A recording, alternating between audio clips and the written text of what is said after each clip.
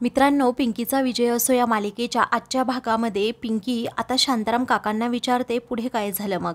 मग आता शांताराम काका भूतकाळातील सर्व गोष्टी सांगू लागतात की कशा प्रकारे सुरेखाने मला धोका दिला असं म्हणून ते भूतकाळातच जातात आणि सांगू लागतात, हे बघ पिंकी, अगं आम्ही दोघेही ऐन तारुण्यामध्ये होतो.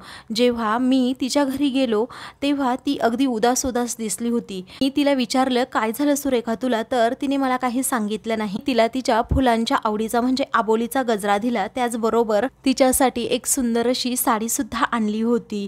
मग नंतर मी जेव्हा तिच्याकडे निरखून पाहिलं तेव्हा तिच्या मानेवर रोवन दिसले, गजराज धोंडे पाटलांनी मारल्याचे. तेव्हा आता मी तिला खोदून तसा विचारण्याचा प्रयत्न केला की काय झालं तुला, पण ती सांगतच नव्हती. तिला आता खूप बोललो म्हणूनच तिने सांगितलं की इथे सरकार येऊन गेले. मग मला खूप राग आला, लगेच गजराजचा मुर्दा पाडण्यासाठी निघाला. तेव्हा सुरेखाने त्याला अडवलं. ती म्हणाली की अरे तू तिकडे का जातो शांताराम, तुला समजतं का? अरे सरकार तुला तर तिथे ठेवणार सुद्धा नाही, तुला त्यांच्याजवळ पोहोचण्यासाठी खूप वेळ लागणार आहे, तुझा मुर्दा सुद्धा पाडू शकतात आणि तू त्यांच्याकडे निघालास. तेव्हा आता शांताराम म्हणतो, अगं या फडतूस गजराजसाठी तू मला लाथाडतेस, तुला एवढा राग आला, मी तुझ्यासाठी एवढ्या लहान लहान गोष्टी करतोय आणि तुझ्या आवडीनिवडी जपण्याचा प्रयत्न करतोय, तुझ्यासाठी गजरा घेऊन येतोय, नवीन साडी घेऊन येतोय, तरी तुला त्याचं काहीच वाटत नाही का? तेव्हा ती म्हणते, अशा फडतूस गोष्टी मला घेऊन येऊन तू माझ्यावर असणारं प्रेम दाखवतोस का? पण तसं होऊ शकत नाही, कारण मी तुझ्यावर प्रेमच करत नाही. आता असं म्हटल्यावर शांतारामला धक्का बसतो. तो म्हणतो, काय म्हणालीस तू? मी तुझ्यासाठी सगळं काही सोडलं, पण तू हे काय करतेस? असं म्हणून तो आता भयंकर चिडतो. तेव्हा ती म्हणते की तुला सांगू का शांताराम, तुझ्याकडे सरकारांमधील एक गुण नाही आहे, तो म्हणजे सरकार श्रीमंत आहेत आणि तू फडतूस भिकारा आहेस.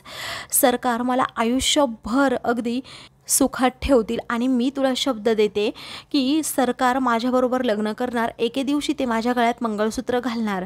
तेव्हा गजराज एवढा नालायक माणूस मी कुठे पाहिला नाही, तो तुला फसवतोय, त्याच्या जाळ्यामध्ये एक विरंगुळा म्हणून तो तुझ्याकडे पाहतोय, असं शांताराम तिला सांगत असतो. गजराजचा खरा चेहरा काय आहे हे तिच्यासमोर तो उघड करण्याचं पाहत असतो, पण आता सुरेखा त्याच्या प्रेमामध्ये अखंड बुडालेली असते म्हणून ती शांतारामवर विश्वास ठेवत नाही. अचानक सुरेखाला कोरड्या उलट्या होऊ लागतात. तेव्हा शांताराम विचारतो, काय झालं सुरेखा तुला? तेव्हा ती म्हणते, आता हे नवीन काय सुरू झालं काय माहीत. मग ती म्हणते, अरे कोरड्या उलट्या झाल्या शांताराम. तेव्हा शांताराम म्हणतो, काय म्हणालीस, कधीपासून ह्या कोरड्या उलट्या होत आहेत तुला? तेव्हा ती म्हणते, मागच्या खेपेला जेव्हा तू येऊन गेलास ना तेव्हापासून. मग आता तो म्हणतो, तुला समजतं का, तू प्रेग्नेंट आहेस, तू आई होणार आहेस, आपल्या दोघांमध्ये तिसरा येणार आहे. असं म्हणून शांताराम खूप खुश होतो आणि म्हणतो, मी मिठाई आणण्यासाठी जातो. तेव्हा तो मिठाई आणण्यासाठी जेव्हा बाहेर गेलेला असतो तेव्हा सुरेखा मात्र मनातल्या मनात विचार करते, दोघांमध्ये तिसरा म्हणजे हे सरकारांचं बाळ.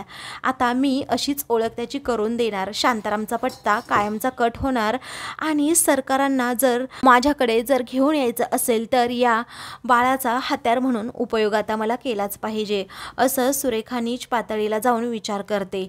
भूतकाळातील सर्व गोष्टी शांतारामने आता पिंकीला सांगितलेल्या असतात. तेव्हा पिंकी म्हणते, म्हणजे सुरेखा मावशींनी बापूसाहेबांना आपल्या जाळ्यात अडकवण्यासाठी तुमच्या बाळाचा वापर केला. त्यावेळी आता शांताराम म्हणतो, हो, या सुरेखाने मला तर फसवलंच, परंतु गजराजला सुद्धा तिने मूर्ख बनवलं. त्यानंतर पुन्हा आता भूतकाळात जात शांताराम सांगू लागतो, एके दिवशी बापूसाहेब म्हणजे गजराज धोंडे पाटील हे तिच्या घरात जेवण करत होते. तिने फोडणीची आमटी खूप छान बनवली होती. सुरेखा म्हणते, अहो सरकार, तुम्हाला फोडणीची आमटी आवडली का? मग आता बापूसाहेब म्हणतात, खरंच मला खूप आवडली ही फोडणीची आमटी, खरंच तुमच्या हाताला एक वेगळीच चव आहे, असं म्हणून सुरेखाचं ते कौतुक करतात.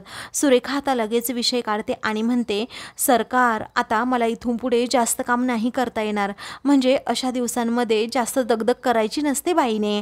त्यावेळी आता गजराज विचारतो, काय म्हणालात तुम्ही, म्हणजे? मग आता ती म्हणते, तुम्हाला माहीत नाही मला दिवस गेले आहेत. तेव्हा बापूसाहेब म्हणतात, सर्वाभूती परमेश्वर, खरंच दिवस गेले, असं म्हणून ते पुन्हा भात आणि आमटीवर ताव मारतात आणि खुश होतात.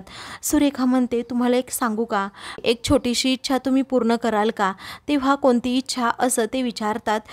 तर आता सुरेखा म्हणते, मला तुमच्या बायकोचा हक्क हवाय, म्हणजे तुम्ही माझ्याबरोबर लग्न करून तायडीला सोडा असं म्हणत नाही, पण माझ्या गळ्यात तुम्ही मंगळसूत्र घाला झाला, कारण माझं फक्त तुमच्यावर प्रेम आहे, तुम्हाला तर माहीतच आहे.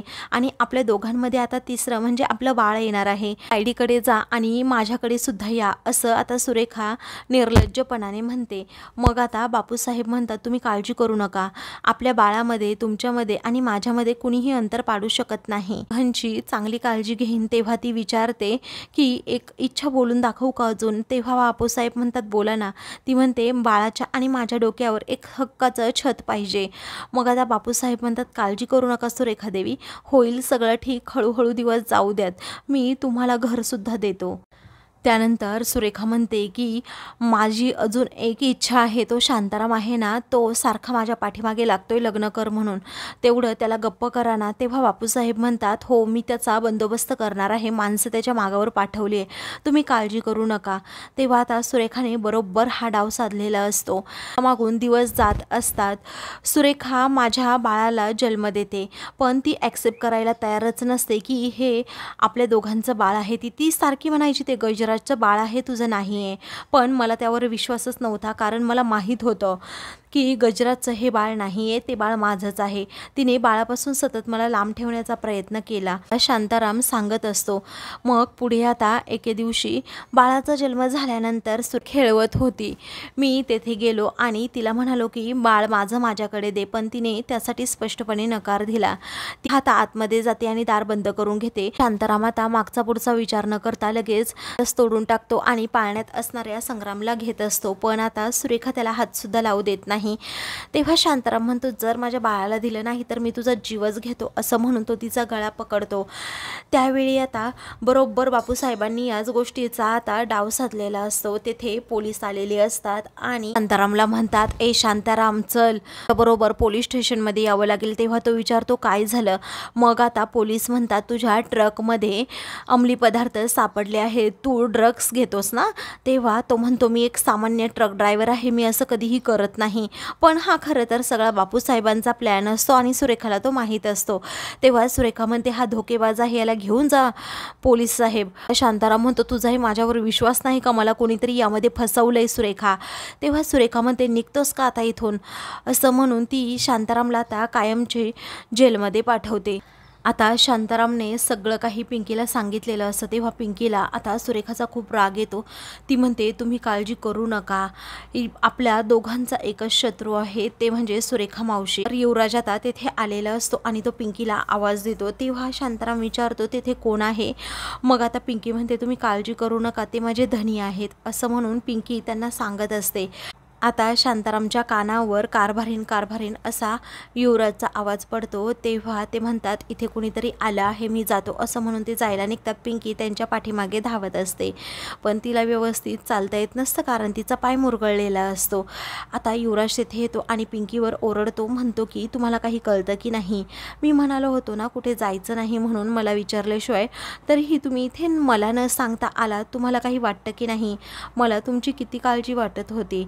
त्यावेळी पिंकी म्हणते, तुम्ही ऐकून घ्या ना, शांताराम काका इथे होते. आता ते दोघेही आता जेव्हा जायला निघतात तेवढ्यातच संग्राम आता तेथे येतो. तेव्हा तो म्हणतो की बरं झालं तुम्ही दोघे बरोबरच सापडलात, असं म्हणून आता तो लगेच त्या दोघांच्या डोक्यावर गन ठेवतो आणि म्हणतो, दोघे एकमेकांवर खूप प्रेम करताना आता दोघेही बरोबर देवाच्या घरी जाल. त्यावेळी पिंकी म्हणते, हे काय करता तुम्ही संग्राम भाऊजी, मला तुम्हाला काहीतरी सांगायचं आहे. पण आता तो ऐकायला तयारच नसतो. मग आता पिंकी म्हणते, तुम्ही असं करू नका प्लीज. तेव्हा युवराज देखील आता त्याच्यावर खूप जोरात ओरडतो, पण आता तो एका क्षणातच त्या दोघांना गप्प करतो आणि म्हणतो, मला माहीत आहे ना, माझ्या आईविरोधात तुम्हाला भडकवायचं आहे आणि माझी आई किती खालच्या थराला जाऊन काम करते, त्याचबरोबर ती कशी शांताराम बरोबर तेथे एकत्र राहत होती, हे सगळं तुम्हाला सांगायचं आहे ना. पण मी त्यावर विश्वास ठेवणार नाही, कारण तुमचं हे बोलणं पूर्णपणे खोटं आहे. आता मी सांगण्या अगोदरच सगळं काही संग्राम भाऊजींना कसं माहीत झालं, हा प्रश्न पिंकीला पडतो. तो मात्र गन रोखूनच असतो. त्यावेळी पिंकी म्हणते, आत्ता या क्षणी तुमच्या बंदुकीतून ती गोळी सुटेल, परंतु उद्या तुम्हाला सत्य समजेल, तेव्हा खूप मोठा पश्चाताप होईल. त्यावेळी संग्राम म्हणतो, आता अजून नवीन गेम? पण पिंकी धोंडे पाटील यावेळी मी अजिबात फसणार नाहीये.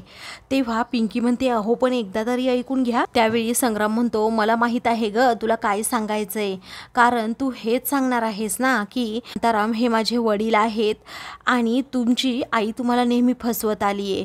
पण असं काही नाही आहे पिंकी धोंडे पाटील. अगं पिंकी मी तुला चांगलाच ओळखून आहे, तुम्ही दोघे नवरा बायको. मला माहीत आहे की अजिबात खरं बोलत नाही, माझ्या आईविरोधात प्लॅन केला. पिंकी म्हणते पण तुम्हाला हे सगळं कसं माहीत. त्यावेळी तो म्हणतो मला सगळं कसं माहीत म्हणजे माझ्या आईनेच मला सांगितलं की पिंकी हे सगळं काही सांगेल. आणि तुला सांगू का आता शांताराम मला भेटला होता आणि त्यानेच रात्री मला सगळं सांगितलं. आता हे ऐकताच युवराज पिंकीला धक्का बसतो. पिंकी म्हणते कसं शक्य आहे, कारण शांताराम काका तर आत्ता माझ्याबरोबर होते. पण आता तो म्हणतो खोटं बोलताय तुम्ही. युवराज म्हणतो अरे तू खोटं का बोलतोस, तुला तर माहीत आहे ना की शांताराम हा तुझ्याबरोबर नव्हताच. रात्री तू त्यांना मारण्याचा प्रयत्न केला होतास पण तुझा तो प्लॅन फसला. आता संग्राम मागचा पुढचा विचार न करता म्हणतो तुम्ही नवरा बायको तर जाणार पण अगोदर नंबर पिंकीचा. असं म्हणून तो लगेच पिंकीच्या डोक्यावर गण रोखतो. युवराजला खूप राग येतो. युवराज लाथेनेच त्याला बाजूला ढकलून देतो. मग त्याच्या हातात असणारी गनसुद्धा तो आता लगेच फेकून देतो. त्यावेळी आता पिंकी म्हणते अहो धनी तुम्ही हे काय करताय. पण युवराजने आता संग्रामची चांगली झुलाई केलेली असते. संग्राम आता लगेच रागात म्हणतो की मी तुला सोडणार नाही युवराज. पिंकी म्हणते ऐकून घ्या जरा माझं संग्राम भाऊजी. अहो तुमच्या आईने तुम्हाला फसवले, आत्तापर्यंत फसवत आल्यात, तेव्हा माझ्या आईबद्दल बोलायचं नाही, मी तुम्हाला सांगितलं ना. असं आता सारखं सारखं युवराजला आणि पिंकीला संग्राम म्हणतो आणि पुन्हा युवराजवर हात उचलतो. पिंकी म्हणते अहो शांताराम काकाच तुमचे वडील आहेत, गजराज धोंडे पाटील नाही. मग आता तो म्हणतो मी DNA रिपोर्ट देऊन सर्व काही सिद्ध केलं आहे. तेव्हा तुझ्या आईने ते DNA रिपोर्ट बदलले असतील, तुला काय माहीत, ती खूप खालच्या पातळीला जाऊन काम करते असं युवराज म्हणतो. तेव्हा आईविरोधात बोलल्यावर दोघांमध्ये पुन्हा झटापटी होतात. युवराज तर आता संग्रामला उरतो. मग आता युवराज त्याला जोरातच खाली पाडतो आणि त्याच्या अंगावरच बसतो. पण संग्रामची नजर सारखी त्या गनकडे असते. ही गोष्ट जेव्हा युवराजला समजते तेव्हा तो पुन्हा त्याच्या 2-3 थोबाडीतच मारतो आणि ती गन स्वतःजवळ घेत युवराज लगेच संग्रामवर ती गन रोखतो. पिंकी म्हणते नाही धनी तुम्ही असं करू शकत नाही. त्यावेळी युवराज म्हणतो कारभारीन तुम्ही अजिबात मध्ये बोलायचं नाही. तेव्हा ती म्हणते मला संग्राम भाऊजींना सगळं काही सत्य सांगायचंय. अहो धनी ऐका जरा. आता पिंकीच्या आग्रहाखातर युवराज बाजूला होतो. आता पिंकी ही खूप तळमळीने त्याला सांगण्याचा प्रयत्न करत असते की असं काही नाही आहे, तुम्ही माझं ऐका, तुमच्या आईने तुम्हाला फसवले आत्तापर्यंत.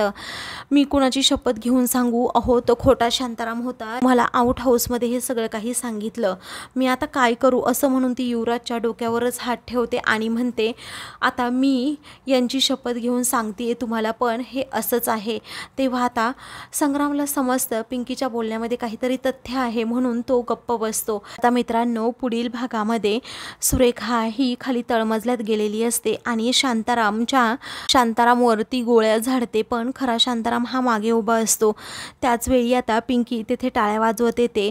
तर आता सुरेखाने स्वतःच्या तोंडाने गुन्हा कबूल केलेला असतो आणि सत्य देखील की जा खरा बाप हा शांताराम आहे. घरातील सगळेजण आता तेथे येतात.